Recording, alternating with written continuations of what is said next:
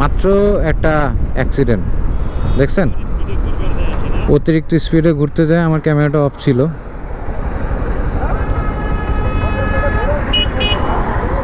হ্যাঁ, ডিমগুলো শেষ।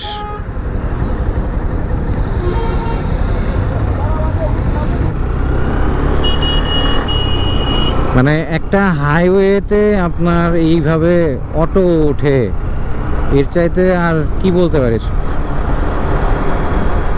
মানে ডিম মানে অতিরিক্ত স্পিডে সে বাউলি মারতে গেছে, যদি আমার ওই সময় ক্যামেরাটা অফ ছিল।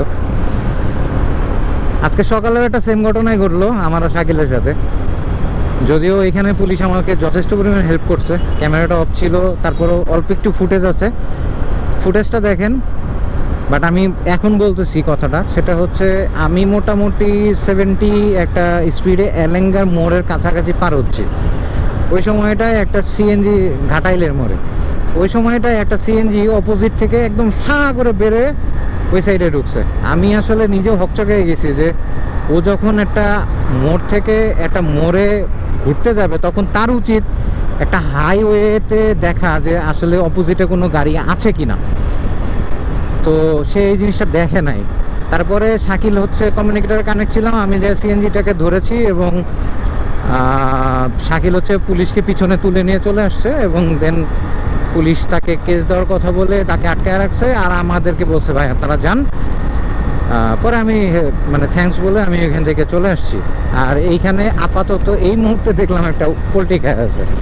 তো ভাই যারা এই যে গরিব গরিব বলে আপনারা চিল্লান না, মানে আপনারা যারা গরিব বলতেছেন, আপনি গরিব, ওই বড় লোক আপনার চাইতে। ওর মান্থলি ইনকাম যা, আপনার মতো দুইটারে সে বছরে একবার করে কিনতে পারবে, এইটুকু ড্যাম শিওর থাকেন। একটা কথা বলি, ওনাদের একটা সোর্স আমি আপনাকে বলি, একটা সরকারি কর্মকর্তা সেকেন্ড ক্লাস অফিসার, তার বেসিক বেতন হচ্ছে 16,000 টাকা। আর এই পাশে ওই পাশে মানে ভাতা টাটা দিয়ে সব মিলে প্রায় 23-24 হাজার টাকার মতো পায় এই মুহূর্তে, এই বর্তমান বাজারে। আর যদি ঘুষ খায় সেটা আলাদা বিষয়, বাট ওনাদের পার মান্থ ইনকাম 30,000 টাকার উপরে, অর্থাৎ একটা সরকারি কর্মকর্তার চাইতেও তার ইনকামটা অনেক বেশি। তো আপনারা যারা তাকে গরিব বলেন না ভাই, তাদের মুখে আমার হচ্ছে থু মারতে ইচ্ছা করে যে আপনারা এখনো বোকার স্বর্গে বাস করেন, এছাড়া আর কিছু না। কারণ একটা মাসে যে 30,000 টাকা ইনকাম করে তারাই আপনারা গরিব বলতেছেন, ঠিক আছে? মানে এর চাইতে আর হতাশাজনক আর কিছু নয়। যাই হোক, আমরা কালিয়াকৈরে এখনো এসে পৌঁছাই নাই,